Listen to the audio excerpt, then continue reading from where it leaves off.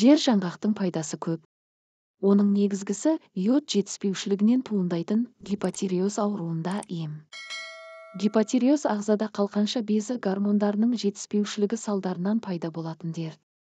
Одан әлемде миллиондаған адам зардап шегеді. Гипотиреоз ағзадағы зат алмасу процестерін тежеп, денсаулықта түрлі ақаулардың пайда болуына әкеледі.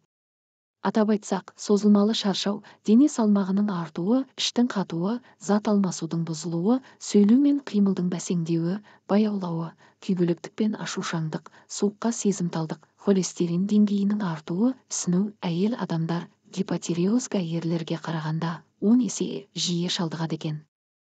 Гипотиреоз кеселі әсіресе 35 жастан соң жиі кездеседі. Сырқаттарға берілетін дәрі-дәрмектер ағзаны бір жағынан емдесе, екінші жағынан зиянын тигізеді. Сол себепті химиялық дәрілерді қабылдаған кезде аллергия болмаған жағдайда жер жаңғақ қоспасында ішуге болады. Бірақ бұл емді дәрігердің кеңесінен соң ғана қабылдаған жөн болар. Жаңғақтың құрамында С дәрумені, йод және цинк көп. Сондықтан бүлінбеген жасыл түрлерін терген абзал. Егерде жасыл жаңғақтардан шырын бөлінсе, демек піскен болып саналады. Жер жаңғақтың құрамында дәрумендер, минералдар, эфир майлары, органикалық қышқылдар мен йод көп. Бал қосылып үгітілген жаңғақ ағзаны жасартумен қатар, қан тазалайтын, асқазан ойық жарасы мен ісіктерді емдейтін қасиеті бар.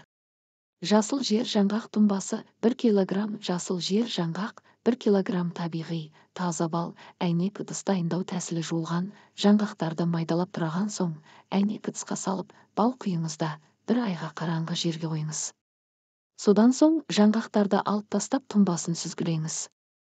Дайын болған қоспаны тамақ ішер алдында 1 шай қасықтан күніне 3 рет қабылдауға болады.